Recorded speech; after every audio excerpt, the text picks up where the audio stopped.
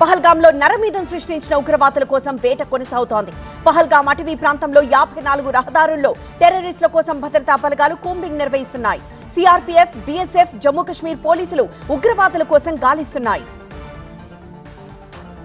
పాకిస్తాన్కు అందించే నిధుల్లో కోత పెట్టాలని ఆసియా డెవలప్మెంట్ బ్యాంక్ ను భారత ప్రభుత్వం కోరింది. ఇటలీ మిలాన్లో జరుగుతున్న ఆసియా డెవలప్మెంట్ బ్యాంక్ వార్షికోత్సవ సదస్సులో ఆర్థిక మంత్రి నిర్మలా సీతారామన్ పాల్గొన్నారు. ఏడీబీ బ్యాంక్ చైర్మన్ మసాటో కండాతో ఆమె ఈ విషయం చర్చించారు. మిస్ వరల్డ్ పోటీలపై సమీక్షలు, ఆందోళనలు ఘనంగా జరపాలన్న సీఎం. అందాల పోటీలపై విపక్షాల అభ్యంతరం. అందాల ఫైటింగ్ టాప్ 9 న్యూస్ ఇప్పుడు చూద్దాం. మిస్ వరల్డ్ పోటీలను ప్రతిష్టాత్మకంగా తీసుకోవాలని అధికారులను సీఎం రేవంత్ రెడ్డి ఆదేశించారు. ఈ పోటీలకు ఘనంగా ఏర్పాట్లు చేయాలని ఆదేశాలు జారీ చేశారు. మే 10 నుంచి మే 31 వరకు హైదరాబాద్ లో ఈ పోటీలు జరగనున్నాయి. ఏర్పాట్లపై సీఎం రేవంత్ సమీక్ష నిర్వహించారు. ఈ నెల 10 నుంచి జరగనున్న మిస్ వరల్డ్ కార్యక్రమాన్ని గ్రాండ్ గా నిర్వహించేందుకు ప్రభుత్వం సన్నాహాలు చేస్తోంది. ప్రారంభోత్సవంలో 250 మంది కళాకారులు పేరుని నృత్య ప్రదర్శన ఇవ్వనున్నారు.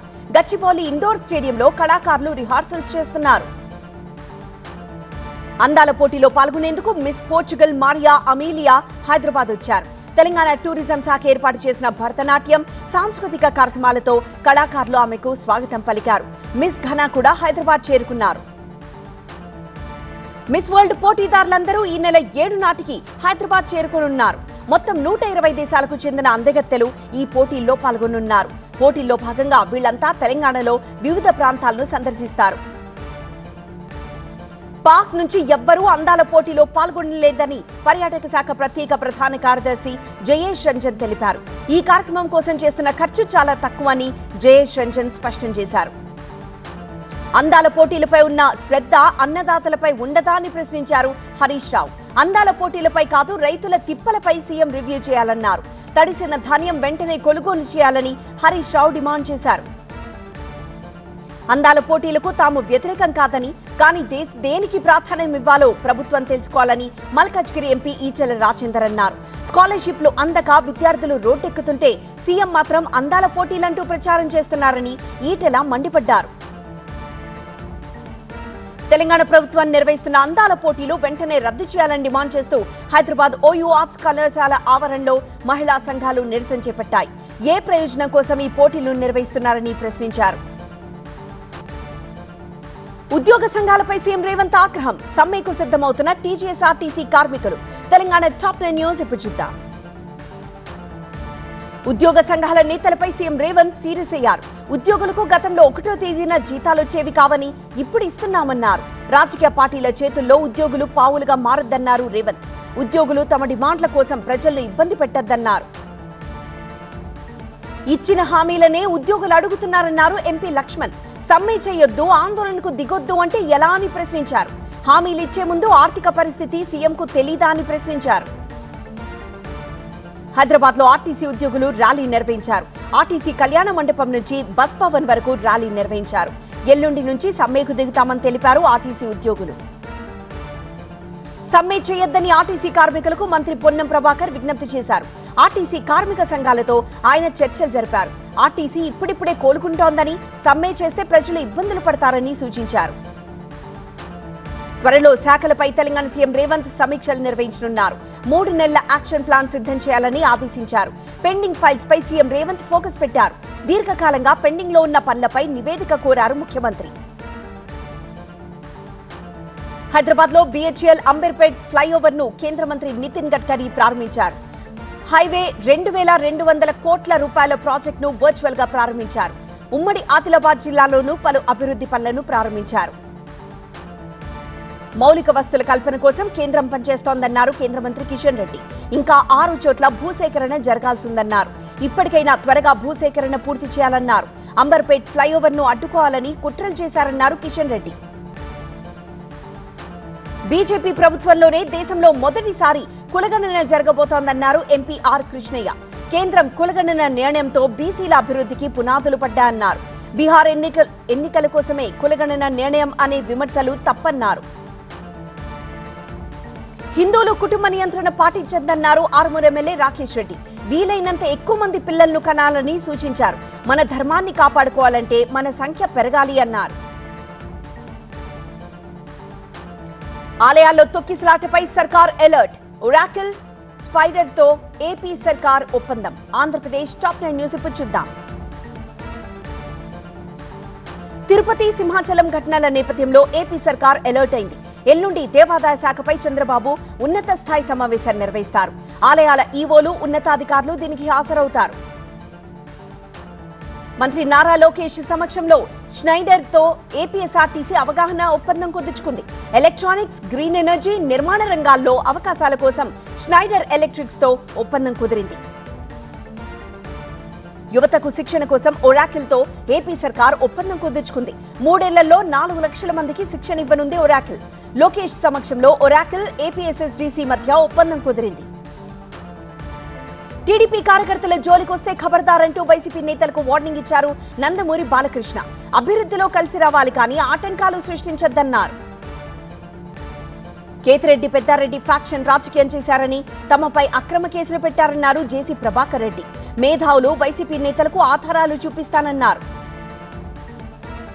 తోపుదుర్తి పిటిషన్పై ఏపీ హైకోర్టులో విచారణ చేపట్టింది.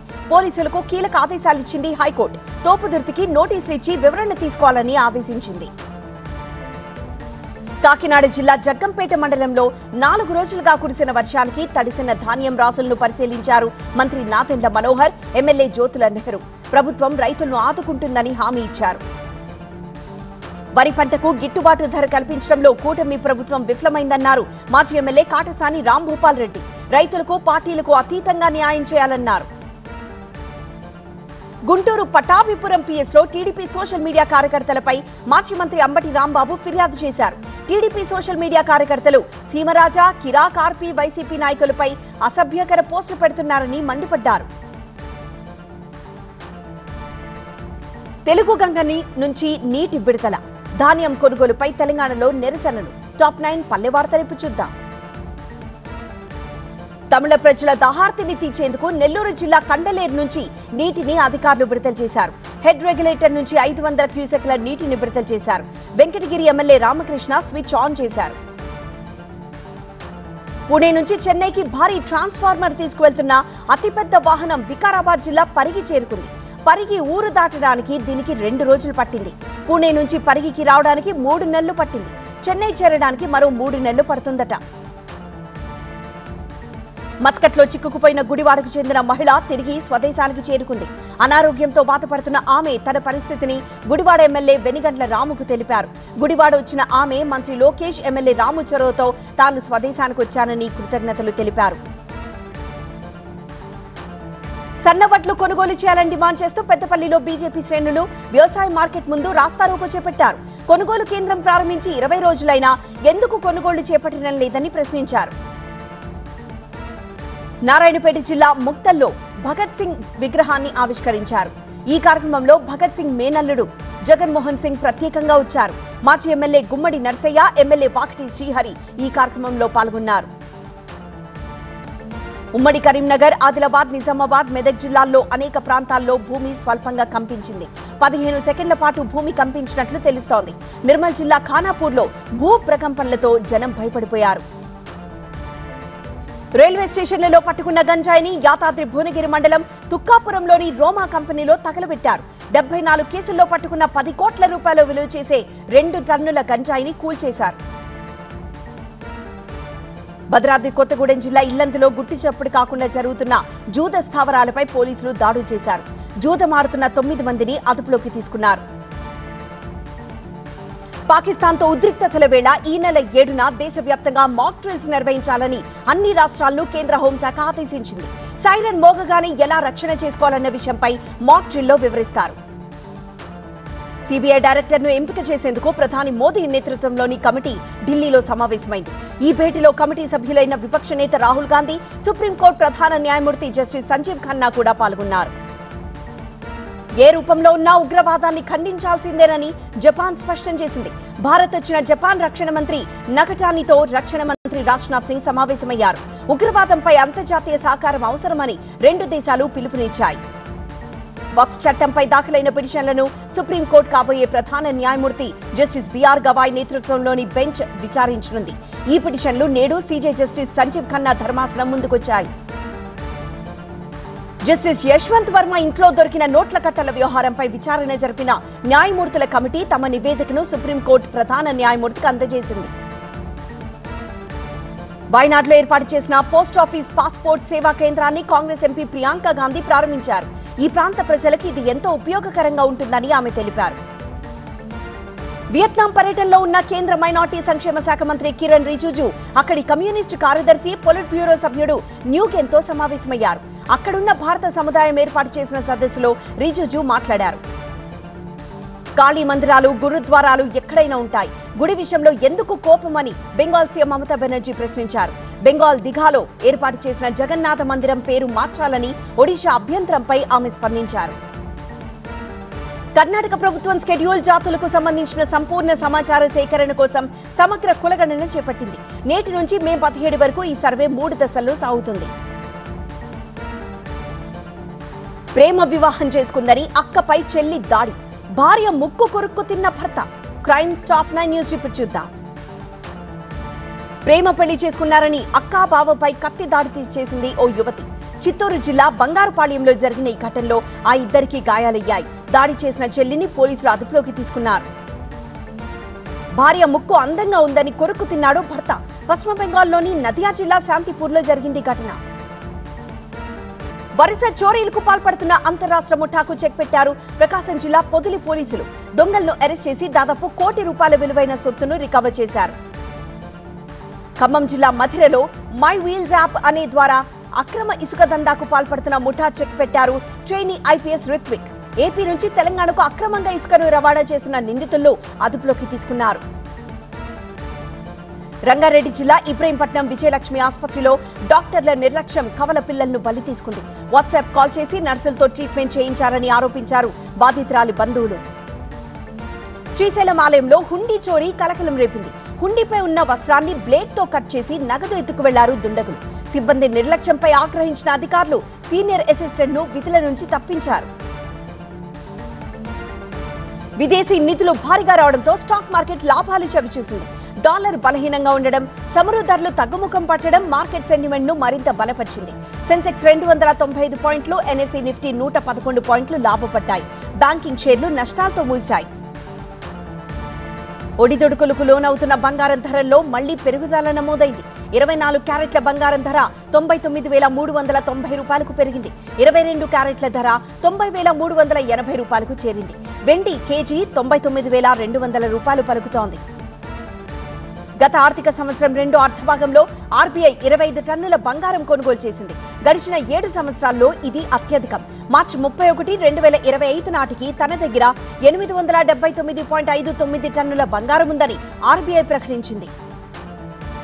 నిబంధనలు, సూచనలు పాటించని 4 బ్యాంకులపై రిజర్వ్ బ్యాంక్ ఆఫ్ ఇండియా జరిమానా విధించింది.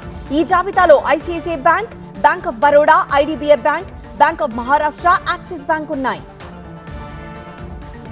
తదుపరి దశ వృద్ధి కోసం ఈ ఆర్థిక సంవత్సరంలో 25,000 కోట్ల రూపాయలు సమీకరించనున్నట్లు ఆర్బీఐ ఎస్బీఐ ప్రకటించింది. పెట్టుబడిదారులకు ₹15.90 తుది డివిడెండ్ ప్రకటించింది. ఈ స్థాయిలో డివిడెండ్ ప్రకటించడం గడిచిన 12 ఏళ్లలో ఇదే మొదటిసారి. విద్యుత్ సరఫరాకు గాను బంగ్లాదేశ్ నుంచి దాదాపు 7,500 కోట్ల రూపాయలు తమకు రావాలని అదానీ పవర్ ప్రకటించింది. జార్ఖండ్లోని గొడ్డా పవర్ ప్లాంట్ నుంచి అదానీ సంస్థ బంగ్లాదేశ్కు విద్యుత్ సరఫరా చేస్తోంది. భారతదేశపు అతి పెద్ద ఐటీ సంస్థ టీసీఎస్ వరుసగా 3వ త్రైమాసికంలో సీనియర్ ఉద్యోగుల వేరియబుల్ పే తగ్గించింది. ప్రపంచవ్యాప్తంగా చోటు చేసుకుంటున్న ఆర్థిక అనిశ్చితిని దృష్టిలో పెట్టుకుని ఈ నిర్ణయం తీసుకున్నట్లు తెలుస్తోంది.